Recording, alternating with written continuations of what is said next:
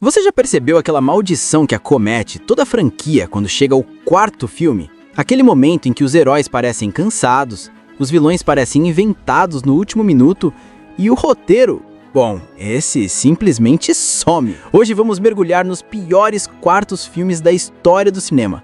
Aqueles que tentaram continuar a saga, mas acabaram virando piada, desastre ou vergonha alheia. Mas antes de começarmos a zoeira, deixa o like, se inscreve no canal e ativa o sininho, porque aqui a zoeira é garantida e você não vai querer perder os próximos filmes que vamos detonar.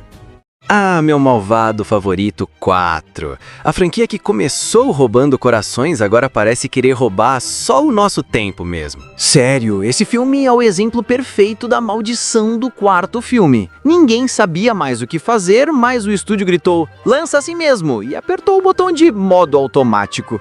A história? Bom, história é uma palavra forte.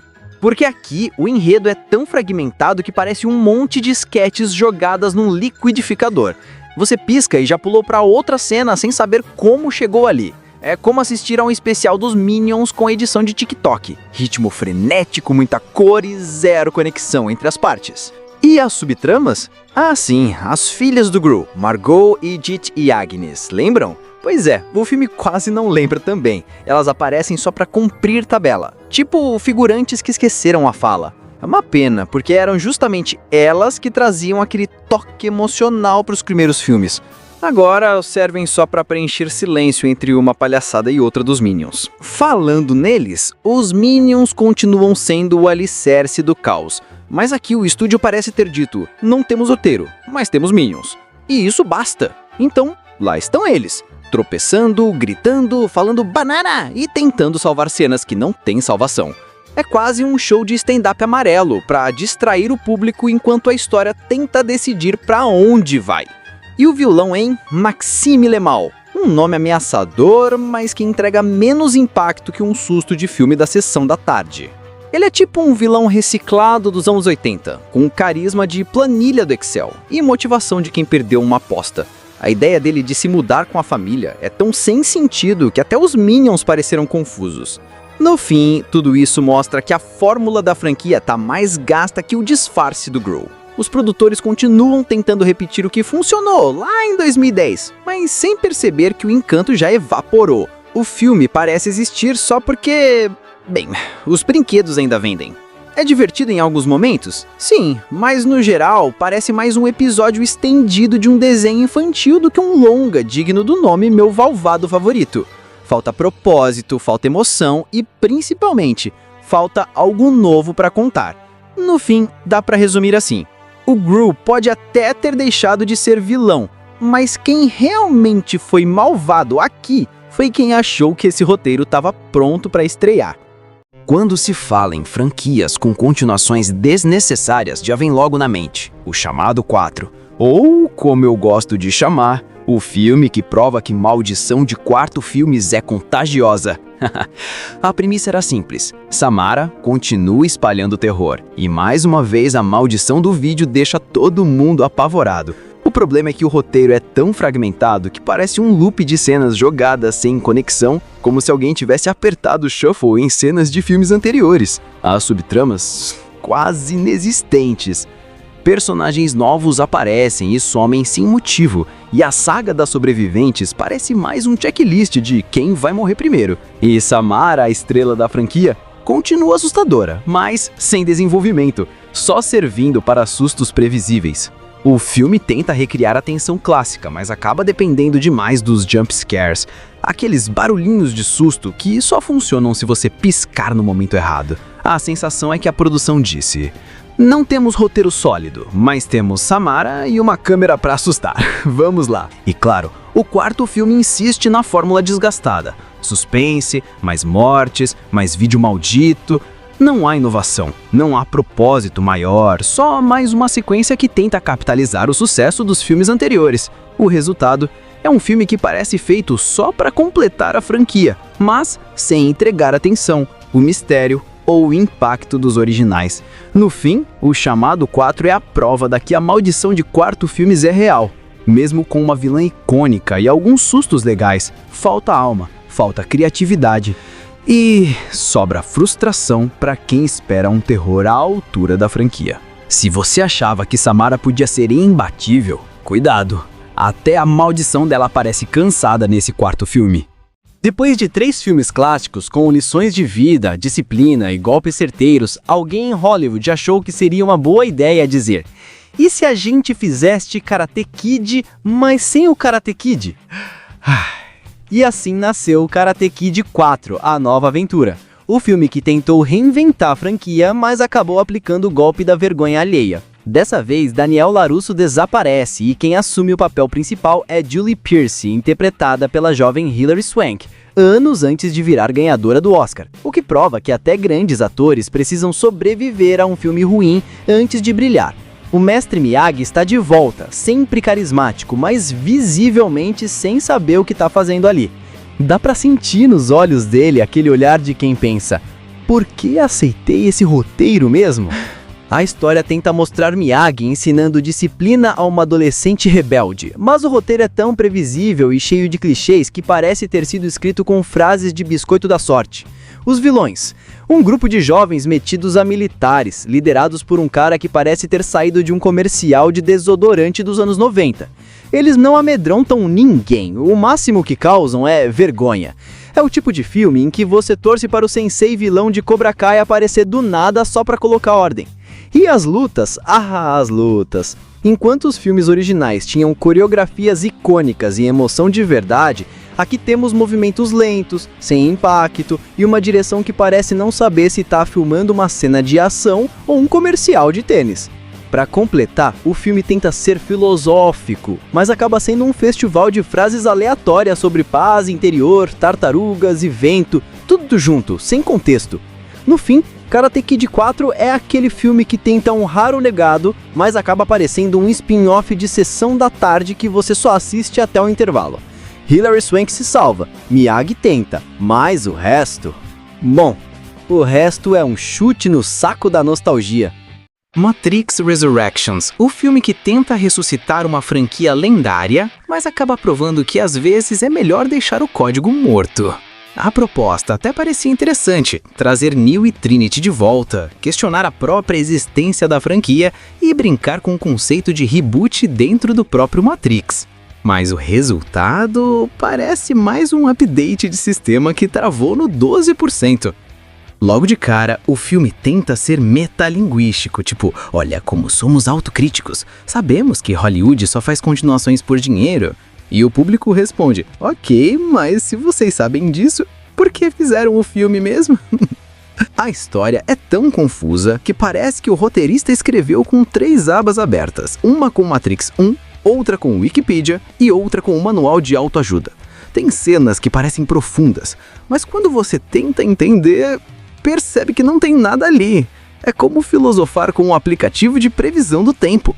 Neo está de volta, mas agora como um desenvolvedor de jogos, traumatizado, preso num loop de nostalgia e dúvida. Ou seja, exatamente como o público. E o novo Morpheus? Um tipo de versão digital alternativa reimaginada simbólica. Ou em bom português, um patch bugado do original. Não tem o peso, não tem o carisma e parece estar ali só para o roteiro poder dizer que, olha, ele voltou, meio que. É o equivalente cinematográfico de reencontrar um amigo de infância e perceber que agora ele virou um NFT. As cenas de ação, que eram a alma da franquia, aqui parecem de ensaio, sem o impacto das coreografias originais, sem aquela sensação de uau! É tudo filmado de um jeito estranho, com cortes apressados, como se ninguém tivesse certeza de onde era o soco. Até o bullet time volta, mas com menos de estilo e mais cara de nostalgia forçada. E o vilão? Tem um tal de Analyst, que tenta ser o novo arquiteto, mas parece mais um psicólogo de aplicativo com excesso de metáforas. Ele fala, e no final você só quer desconectar do Wi-Fi para ver se o filme trava. O grande problema de Matrix Resurrections é que ele tenta ser tudo ao mesmo tempo. Filosófico, nostálgico, autorreferente, romântico e ainda um blockbuster de ação. Mas acaba sendo nada disso. Só um amontoado de ideias boas, mal conectadas. A trilogia original questionava a realidade. Esse aqui faz a gente questionar por que ainda estamos assistindo.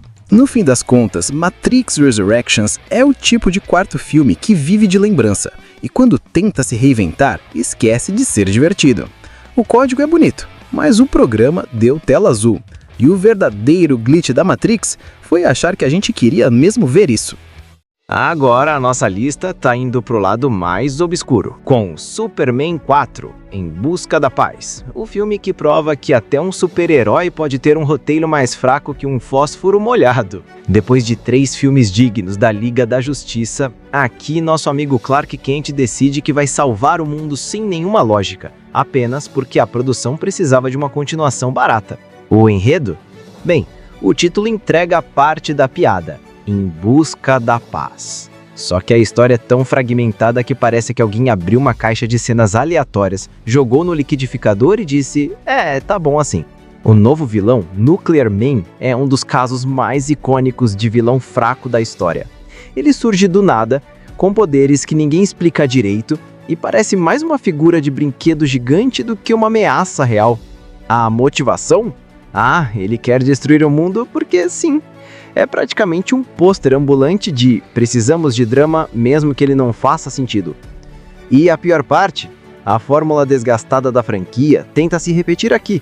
Superman voa, salva pessoas, levanta prédios, mas sem carisma, sem tensão, sem aquela emoção dos filmes anteriores. As cenas de ação são tão mal feitas que você começa a torcer pro vilão só pra acabar logo. E os efeitos especiais, meu amigo, parecem ter sido feitos com uma impressora 3D de brinquedo de criança de 10 anos.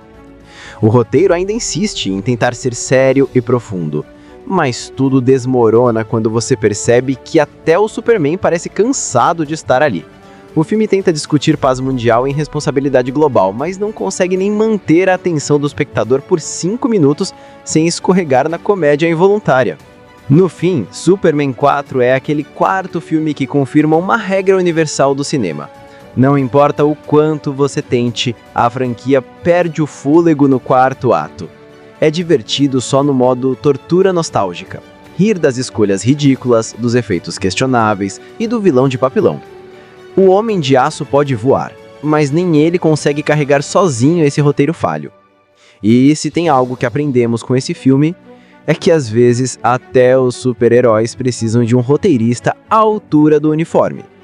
Se o original Olhos Famintos te fez ter medo de estradas desertas e caminhões enferrujados, Olhos Famintos Renascimento te faz ter medo de apertar o play. Esse reboot tentou reviver o terror da franquia, mas o resultado parece mais um trabalho escolar com orçamento de feira de ciências.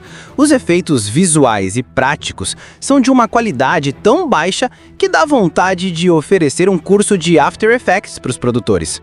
Tem cena que parece feita com massa de modelar e papel alumínio, e olha que o Creeper merecia algo melhor do que isso. O roteiro, então, parece um quebra-cabeça de peças de filmes diferentes. Os diálogos são forçados, os personagens não se conectam e a narrativa simplesmente não faz sentido. É como se alguém tivesse assistido a trilogia original e dito: legal, mas e se a gente ignorasse tudo e fizesse o oposto? As atuações? Bom, já viu quando o pessoal da escola faz teatro e tem aquele aluno que esquece a fala e improvisa qualquer coisa? Agora, imagina isso com todos os atores ao mesmo tempo. É mais fácil torcer pro Creeper do que pelas vítimas. Pelo menos ele parece saber o que está fazendo. E os cenários? Meu amigo, os cenários! A mansão onde boa parte do filme acontece é tão artificial que parece montada no quintal de alguém com papelão e tinta guache. Tem fundo de estúdio que grita mais alto que os personagens. E para piorar, os bastidores do filme foram um verdadeiro show de horrores. Problemas com o diretor Victor Salva, processos entre distribuidoras, brigas judiciais e um marketing praticamente inexistente. Resultado? Um lançamento confuso, sem divulgação e com boicote do público, que rejeitou de cara a ideia de apagar a trilogia original. No fim das contas, Olhos Famintos Renascimento conseguiu algo raro: ser mais assustador pelos bastidores do que pelo terror que mostra em tela. Um filme que não só ressuscitou o Creeper, mas também a dúvida eterna: por Por que insistem em reviver o que devia continuar morto? E chegamos ao fim da nossa lista de piores quartos filmes, ou seja, os filmes que provam que a maldição do quarto filme é real. Qual desses você já assistiu e ficou de cara com a vergonha alheia? Comenta aí! Se curtiu a zoeira, deixa o like, se inscreve e ativa o sininho, porque aqui a gente ri dos filmes ruins e ainda aprende a escolher melhor o que assistir. Até o próximo vídeo, mas cuidado, a maldição do quarto filme pode estar à espreita.